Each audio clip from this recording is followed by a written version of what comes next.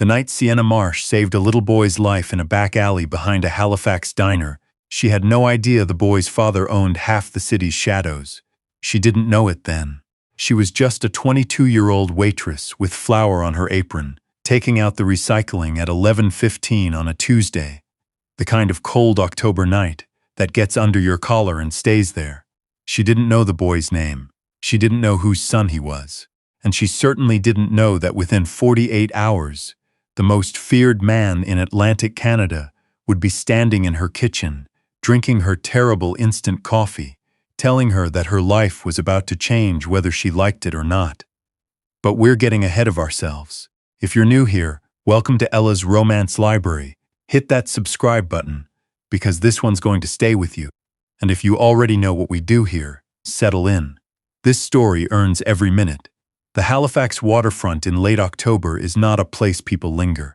The wind comes off the water sideways, cold and smelling of brine and diesel, and the tourists who spent the summer photographing the boardwalk are long gone. What's left are the restaurants running skeleton crews, the warehouses, and a particular kind of person who prefers their business done in the dark. Sienna Marsh was not that kind of person. She was the kind who double-checked the door locks, kept her tips in a zippered pouch, and texted her roommate when she left her shift. She worked at the Quartermaster, a diner that had survived 3 ownership changes and still had the same cracked vinyl on the booth seats, and she had been working there for 14 months, long enough to know which regulars wanted their coffee black and which ones needed a second chance at the specials menu before they made up their minds. She was not meant to be taking out the recycling that night. That was supposed to be Garrett's job. Garrett, who had called in sick for the 3rd time that month, and who Sienna was quietly covering for, because she'd been new once too, and someone had done the same for her. So she was the one who pushed through the back door at 11:15 with 2 boxes of flattened cardboard into the narrow alley between the diner and the parking structure next door. She heard the sound before she saw anything. It was small, barely audible over the wind. A cough, ragged and wet, coming from somewhere low to the ground. Sienna set down the boxes. She pulled out her phone, turned on the flashlight, and swept it along the alley. There was a child wedged between the industrial recycling bin and the concrete wall. A boy. He looked about 7 or 8, dark hair plastered to his forehead, wearing a coat that was nowhere near warm enough for the night. He was conscious, barely. His lips had gone a color that frightened her. "Hey!" She was already moving. "Hey, sweetheart, I'm right here." She crouched beside him. He flinched, a full-body flinch, like someone used to being grabbed, and she stopped moving immediately, kept her voice low and steady. "I'm not going to hurt you. I work here. My name's Sienna. What's yours?" He didn't answer. His breathing was wrong, shallow and fast, a wheeze beneath it that she recognized because her younger brother had been asthmatic, had had attacks exactly like this one, and she knew what it looked like when an airway was fighting to stay open. She didn't think. She went back inside, grabbed the epinephrine auto-injector from the first aid kit behind the counter. The diner kept one because the owner's wife was allergic to bees, and she came back out and she administered it the way she'd been shown when her brother was small, and she called 911, and she held the boy's hand in both of hers and talked to him about absolutely nothing until the ambulance came. His name, she would learn later, was Finn, and his father's name was Donovan Cross. The name Donovan Cross meant different things to different people in Halifax. To the city's business community, he was the principal of Cross Consolidated, a holding company with interests in shipping, real estate, and private logistics that had made him, by any reasonable estimate, obscenely wealthy before his 40th birthday. He gave to children's hospitals. His name was on a wing of the Dalhousie Library. He was photographed at fundraisers, with his jaw set and his eyes somewhere else, the way powerful men often are, when they'd rather be anywhere but where they are. To a different tier of the city, the tier that operated in the spaces between law and consequence, the name Donovan Cross meant something considerably more direct. It meant that certain shipments arrived and departed without inspection. It meant that disputes along the waterfront were settled quietly, and that the men who tried to expand their operations into his territory had a habit of relocating, suddenly and permanently, to other provinces. He had built all of this in 14 years. He had done it alone or nearly alone after his wife died, a car accident when Finn was 18 months old, and he had restructured his entire life around two things: the Empire and the boy. No one touched Finn Cross. That was not a rule that needed to be stated. It was simply understood, which was why, when Donovan received the call at 11:43 that his son had been found in an alley behind a diner on the waterfront, unconscious and in respiratory distress, he did not say a single word to the three men in the room with him. He put his phone in his coat pocket, stood up from the table, and left. The men at the table did not follow. They knew better. Sienna was still at the hospital when he arrived. She hadn't planned to stay. The paramedics had taken the boy. She had given her statement to the police officer, who showed up 7 minutes after the ambulance. She had stood in the cold for a moment afterward, wondering if she should go back and finish her shift. And then she had thought about that flinch, the way the child had braced for impact, and she had found herself sitting in the emergency waiting room instead, in her work apron, with her phone in her hands, not entirely sure what she was waiting for. She was looking at the floor when the room changed. That was the only way she could describe it afterward. The room changed. Not the temperature, not the light, but something in the air, some quality of attention, the way a crowd will subtly reorient toward a presence without quite being aware of it. She looked up. He was tall, not remarkable in height but remarkable in the way he occupied space, like the room had contracted slightly around him. Dark coat, open at the collar. A face that looked like it had been arranged deliberately to give nothing away. Angular jaw, dark eyes that moved across the waiting room in quick, methodical sweeps. He was not running. He was not panicking. He was the kind of man who had learned, somewhere along the way, that panic was a luxury he couldn't afford. But when the sweep of his eyes landed on the triage desk and the nurse behind it said something to him, Sienna was too far away to hear. Something moved across his face, gone in an instant. But she saw it. A father's terror. The real kind, the kind that doesn't perform. She stood up. She didn't know why she did it. Later she would tell herself it was because she had relevant information. She had been with the boy. She had administered the epinephrine. The doctors might want to know the dosage. That was the rational explanation. The truth was simpler and harder to articulate. She had been the one holding his hand, and she felt responsible for him in a way that hadn't switched off yet. "Excuse me," she said, crossing toward him. "Are you his father? The little boy they brought in?" Dark hair, about 7, blue coat. The man turned. The full weight of that attention landed on her and stayed there. "Yes," he said, one word, carefully calibrated. "I found him. In the alley behind the quartermaster. That's the diner on Lower Water. I called the ambulance. I gave him epinephrine from our first aid kit because his airway was closing.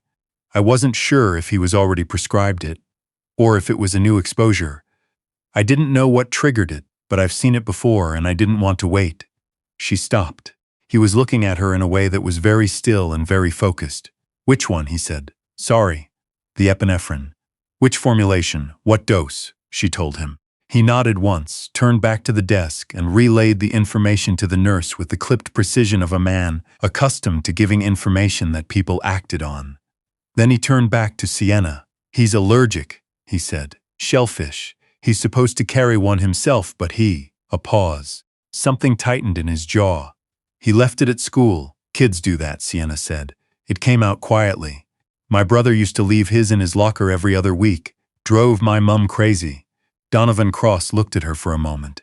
She had the distinct impression he was calculating something, not about her, exactly, but about the situation, about all the variables and how they lined up. "Thank you," he said, "for staying with him. Of course, most people would have just called the ambulance and gone back inside." Sienna thought about that. "Most people don't have younger brothers with asthma," she said. For just a moment, the briefest, most controlled fraction of a second, something in his expression shifted. Not a smile, not quite, but something adjacent to it. Then it was gone, and he turned back toward the triage desk, and a doctor appeared from behind the double doors, and Donovan Cross moved toward him with the full gravity of a man whose world had narrowed to a single point. Sienna watched him go. She gathered her apron in her hands. She went home. She told herself she wouldn't think about it again. She was wrong. He showed up at the quartermaster 4 days later. Not in the evening, when the diner was busy and she could have lost him in the noise. At 7:15 in the morning, during the quiet stretch before the breakfast rush, when Sienna was the only server on and the cook was listening to country radio in the back, she came out of the kitchen with a pot of coffee and stopped. He was sitting in the corner booth, dark coat again. No phone out, no newspaper, just sitting, hands on the table, watching the door. When she came through, his eyes found her immediately. She walked over. She was proud of the fact that her hand didn't shake when she held up the coffee pot. "I already said thank you," she said. "You did." He nodded at the seat across from him. "Sit down, I'm working. There are 2 other customers, sit down." It was not delivered with aggression. It was delivered with the absolute certainty of a man who had not been told no in a very long time. Under other circumstances, Sienna might have found that irritating. Under these circumstances, she found herself sitting down. He reached into his coat and placed an envelope on the table. "That's for you," he said. She didn't touch it. "What's in it?" $50,000. The country radio played on in the kitchen. Outside, a delivery truck rumbled past. "I don't want $50,000, Sienna said. He studied her. "Most people would. I'm not most people." She pushed the envelope back across the table. "How's your son?" Something moved across his face, that same barely visible shift she'd seen in the hospital. "He's well. He asked about you." That surprised her. He was barely conscious. He was conscious enough. Donovan Cross looked down at the envelope between them. "He said you talked to him about seagulls." Sienna had, in fact, talked about seagulls. She had been trying to keep the boy focused, keep him breathing, keep his eyes on her face, and she had defaulted to the first thing that came to mind, which was a story her grandmother used to tell about the seagulls that nested on the roof of her house in Cape Breton, and how they'd stolen an entire block of cheese off the windowsill one summer. It was not a particularly dramatic story. She had not expected it to be memorable. "He said." Donovan stopped, cleared his throat. The gesture was strikingly, unexpectedly human. "He said you made him laugh, even though it hurt to breathe." Sienna looked at the table. "I just talked," she said. It wasn't anything special. To him it was. She looked up. He was watching her with that same quality of careful attention, but there was something different in it now. Less assessment. More, she couldn't name it exactly, gravity. The weight of something he wasn't saying. "Mr. Cross," she said, because she had looked him up after the hospital. Of course she had. "I don't want your money. I did what anyone would do. Please take that back."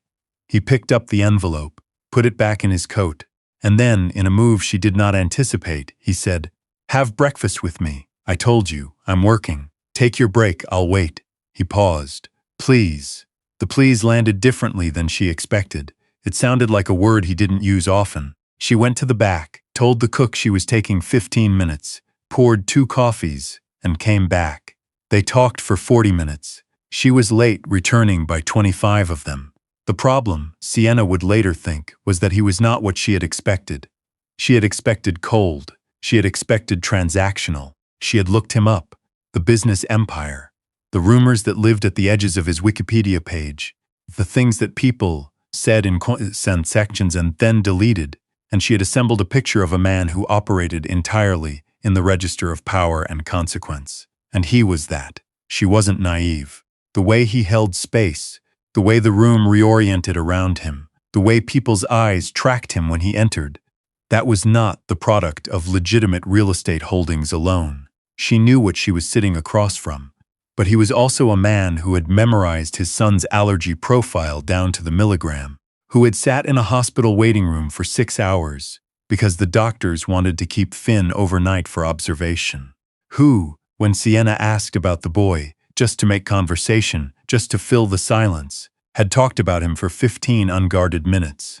The Lego sets he was obsessed with, the way he mispronounced, particularly, and refused to be corrected. The fact that he had recently decided he wanted to be a marine biologist and had consequently requested that his bedroom ceiling be repainted to look like the ocean floor. A dangerous man, yes, but also undeniably a father. She thought about that on the bus home. She thought about it while she made dinner. She was still thinking about it when her phone buzzed with an unknown number, and she answered it, and the voice on the other end said, "It's Cross. How did you get this number? I have resources." A pause. "Finn wants to know if you'd come to dinner on Saturday, at the house. He wants to cook. He's been practicing." Sienna sat down on her kitchen floor. She wasn't sure why the floor. It just seemed like the right altitude for this conversation. A 7-year-old wants to cook me dinner. He's 8, and he's made pasta twice this week in preparation. I've been required to eat both attempts. How were they? The second one was significantly better than the first. She pressed her hand over her mouth to stop the laugh. It didn't entirely work. "This is a strange situation," she said. "Yes," Donovan Cross agreed. "It is. Why are you? Why does he want?" "Because you held his hand in an alley and told him about seagulls stealing cheese," he said. "And apparently, that matters to him." Another pause. "It matters to me as well." She said yes. She told herself it was just dinner. The house was in the South End, on a street of old Nova Scotia stone mansions that had survived everything the last century could throw at them. It was not the kind of house that announced itself. It was simply, deeply solid, the kind of building that communicated permanence without trying.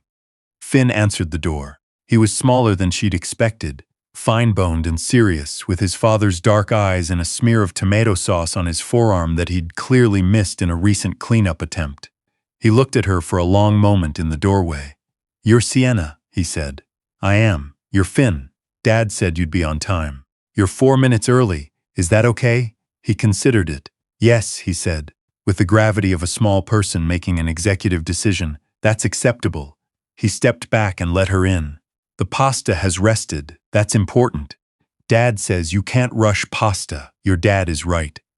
From somewhere deeper in the house, she heard movement, a cabinet closing, the sound of something on a stove, and then Donovan Cross appeared in the hallway in a dark sweater instead of a coat, and he looked at her, and she looked at him, and for a moment neither of them said anything. "You're early," he said. "I've been informed," Sienna said. Finn looked between them with the acute social intelligence of a child who understood more than adults gave him credit for. "The pasta's ready," he announced, and turned and walked toward the dining room, with the authority of someone who had spent a week preparing this moment and intended to execute it properly. Donovan Cross stepped aside to let her pass. As she walked by, he said quietly, "He's been talking about this since Tuesday." "So have I," Sienna said, and then she was past him, following the small determined figure of his son toward the kitchen, and she didn't look back to see his expression. She should have looked back. Here's where the story gets complicated. Here's where you need to pay attention. It was 3 weeks after that dinner, 3 weeks of Sienna telling herself this was nothing. This was a child who'd attached to her, and that was fine, that was normal, that would resolve itself, when the car appeared outside her building. Not Donovan's car, a different one. Dark, no plates she could read, idling on the street for the better part of an hour. She noticed it because she always noticed things. Her grandmother had called it being watchful, her roommate called it being paranoid, and she noticed it because it was the third time she'd seen a vehicle she didn't recognize sitting too long in front of her building in the past week. She called Donovan. She hadn't planned to. She'd planned to call her roommate, or maybe a non-specific emergency contact, or maybe no one, because what was she going to say? "A car is parked outside and I have a bad feeling about it." But her thumb found his name in her contacts. He'd added himself there, after the Tuesday dinner, with the explanation that Finn might want to call her, and he wanted the number accessible, and she pressed it before she'd fully decided to. He answered on the second ring. "There's a car outside my building," she said. "Dark sedan, has been there an hour. This is the third time this week." Silence. Very brief. "Don't go out," he said. "Lock your door. I'll be there in 8 minutes. Donovan, 8 minutes, Sienna." His voice had changed. The warmth that had been there since the dinner, the warmth she'd been telling herself she wasn't paying attention to, was gone. In its place was something else entirely. Something precise and very cold. "Don't open the door for anyone until I knock." He was there in 7. She let him in. He came inside, stood at her window at an angle where he couldn't be seen from the street, and looked down at the car for a long time without saying anything. Then he took out his phone, sent a text she couldn't see, and waited. 2 minutes later, the car pulled away. "Who was that?" she said. He didn't answer immediately. He turned away from the window and looked at her apartment. Small, tidy, a postcard from Cape Breton on the fridge, library books on the coffee table, and some expression moved through him that she couldn't read. "There are people," he said carefully, "who know that I was at the hospital, who know that someone helped Finn, who think that making something happen to you might send me a message." Sienna absorbed this. "A message about what?" she said. "About the fact that I have things I care about." He said it flatly, without inflection, the way people state facts they would rather weren't facts. "I've spent 14 years making sure that list was as short as possible, Finn. That's it. That's been the whole list." He looked at her then, directly, fully, without any of the careful management she'd gotten used to seeing in his face. "And then you went and made it longer." The apartment was very quiet. "I didn't do that on purpose," Sienna said. "I know." He sat down on her couch, which seemed to surprise him, like he'd intended to stay standing and something in him had run down. "I know you didn't. That's the problem." He pressed his hands together, looked at the floor. "I need to tell you some things. About who I am and what I do and what that means for you right now, and I need you to let me finish before you say anything." "Okay," Sienna said. She sat down in the chair across from him. He talked for a long time. She kept her promise and didn't interrupt. Here's what she learned. The shipping empire, the holding company, the waterfront contracts, real all of it, and genuinely profitable, and that part was legitimate.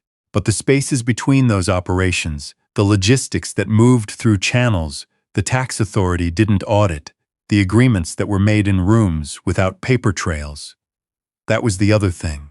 That was the architecture that sat beneath the visible structure, invisible unless you knew where to look. He had inherited it. That was the part she hadn't known. His father had built it. His father had died when Donovan was 26, in circumstances that were still, technically, under investigation, and Donovan had stepped into the role because the alternative was letting it be taken over by people considerably less interested in the concept of restraint. "I've spent 12 years trying to reduce the footprint," he said. "Legitimize what can be legitimized. Cut what can be cut. It doesn't go quickly. People have interests. Arrangements were made before I got there." He looked up at her. "I'm not asking you to approve of it. I'm asking you to understand the situation you're currently in." "Which is what, exactly?" Sienna said. "There's a man named Biosolale, Raymond Biosolale, who's been trying to take over the waterfront operations for the past 2 years. He's been looking for leverage. He found out about Finn's allergy, which means someone in my organization told him, and he put Finn in that alley deliberately, triggered the reaction, waited to see what I'd do. Your son, she said slowly, was put in that alley on purpose. Yes, as a test, as a message. And now you, a civilian, someone with no connection to any of this, are part of the message too. Because you helped him, because he stopped, his jaw tightened, because I've been seen with you, and Biosolale is watching, so what do you do about it? He looked at her steadily. I'm going to handle Biosolale. That's not something you need to know the details of, and I wouldn't tell you even if you asked. A pause. But until that's done, you're not safe at this address. I'd like you to come to the house, Donovan, you and your roommate if you want. I have the space. You'd have your own wing. Finn would. He stopped again, looked down. When he spoke, it was quieter. Finn would like it. He asks about you. Every day he asks about you, and I give him whatever answer I have, which some days is not much. He lifted his eyes. I'd like to give him a better answer. Sienna looked at him across the quiet apartment. She thought about the car outside. She thought about a little boy in a blue coat in an alley, wedged between a wall and a bin, trying to breathe. She thought about pasta that had been practiced twice in preparation for her arrival, and a child who had granted her 4 minutes early as acceptable with the solemnity of a small executive. I have Sunday off, she said finally. I know, I asked. You asked, I asked Garrett. He had the grace to look slightly less than fully composed for a moment. He volunteered a surprising amount of information. Sienna stared at him. Garrett owes me several favors, she said. He might have mentioned that. He did, actually. And there it was again, that near smile. the one that wasn't quite a smile but occupied the same space, and this time it lasted a half-second longer than it had before. "Okay," she said. "Sunday," he nodded. He stood. He moved toward the door, and she followed. And when he reached it, he turned back and looked at her in her small apartment with the Cape Breton postcard on her fridge. And he said, "You know, when I came to the hospital that night, I looked for you. Afterward, you were already gone. I thought you had what you needed. I did." He held her eyes. "I just wasn't ready for you to leave." He let himself out. She locked the door behind him. She stood in her hallway for a long moment. Then she went to her phone and texted her roommate, "Pack a bag. I'll explain on the way." The next 3 weeks were, complicated is not quite the word. Layered might be better. Sienna moved into the South End house and discovered that living in close proximity to Donovan Cross was nothing like the abstract idea of Donovan Cross that she had assembled at a distance. He was quieter in person, more careful. He moved through the house with a kind of deliberate restraint, like he was conscious of taking up too much space. And he left coffee on the counter in the mornings without being asked, because he'd noticed, the first day, that she drank it before she was fully awake and couldn't form sentences until she had. He read in the evenings. He came to Finn's goodnight routine every single night, regardless of what else was happening, and he read to the boy in a voice that was completely different from every other voice he used.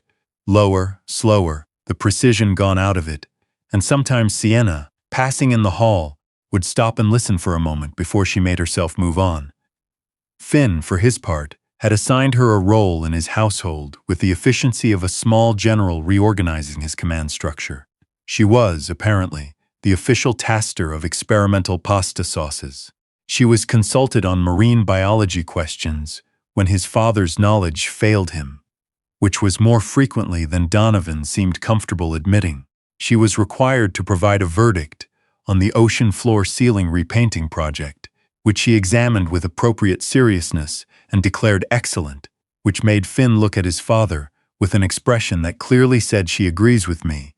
The matter is closed." It was, Sienna thought, the strangest and most specific happiness she had ever been adjacent to. Raymond Beausoleil was arrested on a Tuesday. Donovan told her over breakfast. Finn was at school. Her roommate had gone back to the apartment 2 weeks earlier, when the immediate threat had receded, and he told her without preamble, which she appreciated, because she'd been waiting for it, and she would have known if he tried to soften it. "Federal authorities," he said. "Financial crimes, to start with. They'll find more." He looked at his coffee. "The person inside my organization who told him about Finn's allergy has been dealt with." She didn't ask how. "And the waterfront?" she said. "Restructuring." He glanced up. "I meant what I said. About reducing the footprint. I've had conversations this week that I should have had years ago." A pause. "Some of that is about Finn. Some of it is," he stopped, looked at her directly. "Some of it is about the fact that I'd like to be the kind of man you don't have to make allowances for."